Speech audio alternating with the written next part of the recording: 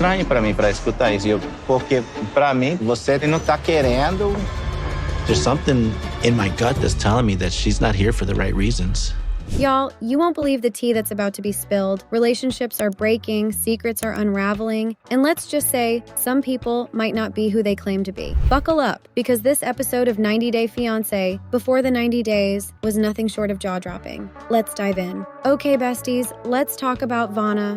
Remember her dating streak that's been, questionable at best? Well, she's back on the scene, and this time she's meeting Josco IRL. Now here's the kicker. She said he looked better in person than in his photos. Like, girl, are you for real? The sparks were flying from the moment they met. She even went on about his smell. Yes, his smell. And let me tell you, the chemistry was giving what her past relationships couldn't even dream of. But hold on, it gets spicier. She invited him back to her place, and let's just say things were heating up. But is this a happily ever after, or is there trouble brewing behind the scenes? Stay tuned. Joe was not giving me anything. I mean, there was no hand holding, there was no hugs, there was nothing. Thank you.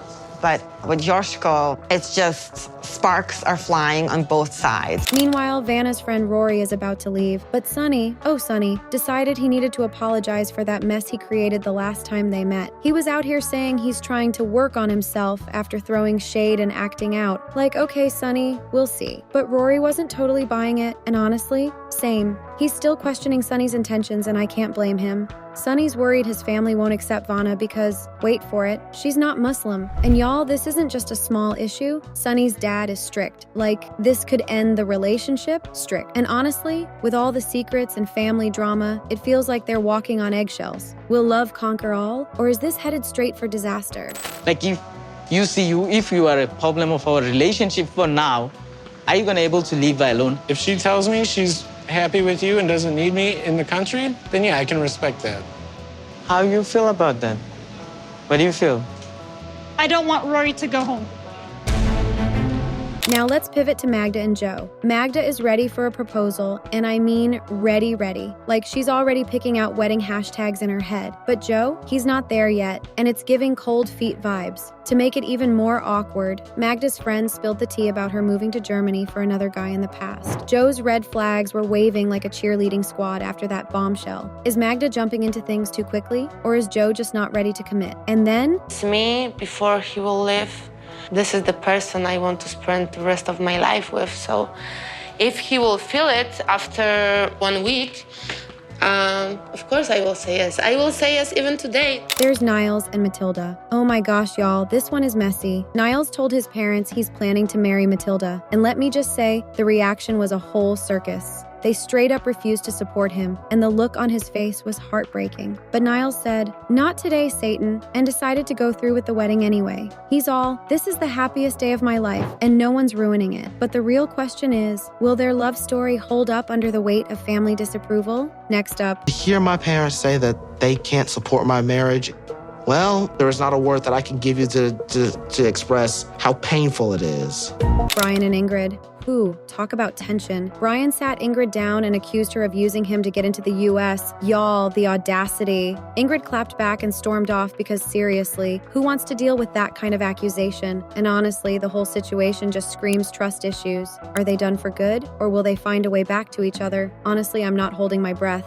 Oh, and let's not forget Lauren and Faith. Lauren finally owned up to his mistakes and apologized to Faith, and y'all, she actually forgave him. But here's the twist. Faith laid down some ground rules. No more flirtatious behavior, period. And she made it clear she wants a ring on her finger sooner rather than later. Is Lauren ready to step up, or is he just all talk? But let's rewind a bit to Sonny and Vanna's situation, because y'all, it's not just Sonny's family throwing shade, it's his own insecurities too. Sonny admitted he's struggling with jealousy and controlling his emotions, and if we're being honest, that's not a cute look in any relationship. Like, babe, you can't just go off every time someone breathes near Vanna. And then there's Vanna, who's stuck trying to make peace between Sonny and Rory while also keeping her own sanity intact. Is this love, or is it just way too much drama? Because honestly, the red flags are starting to stack up. Meanwhile, Josco and Vanna's blossoming connection is looking like a fairy tale. Or is it? Sure, they're vibing, and the physical chemistry is undeniable, but girl, let's not forget what happened with her last perfect match, Bojo.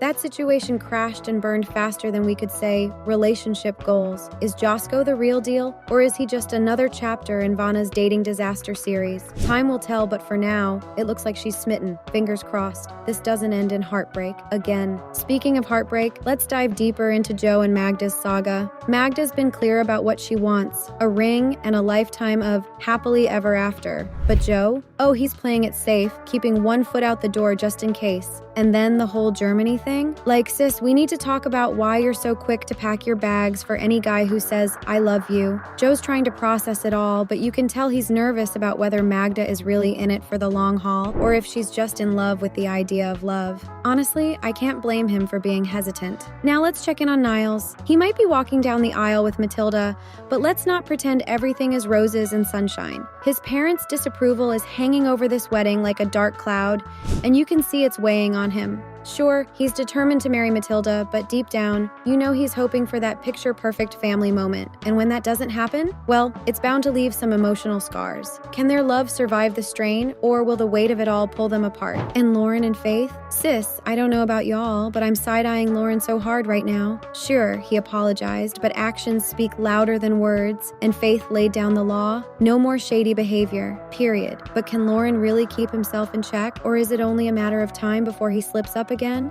Faith deserves someone who's all in, and if Lauren can't prove he's that guy, then whew, he better be ready to watch her walk away. Stay tuned, because this story is far from over. Finally, let's circle back to Brian and Ingrid. This is where things get messy, besties. Brian's accusations were brutal, and Ingrid's reaction? Totally valid. But here's the thing. Is Brian projecting his own insecurities, or does he actually have a point? The way Ingrid stormed off makes you wonder if there's more to the story than we know. And if they can't get on the same page, then maybe this relationship is already doomed. Whatever the case, this chapter is turning into a roller coaster, and we're all just hanging on for dear life. And there you have it, fam. Secrets, apologies, drama, and everything in between. Relationships are on the line, and the stakes have never been higher. So, whose love story will survive, and whose will crash and burn? Stick around for the next episode, because you know the drama is far from over.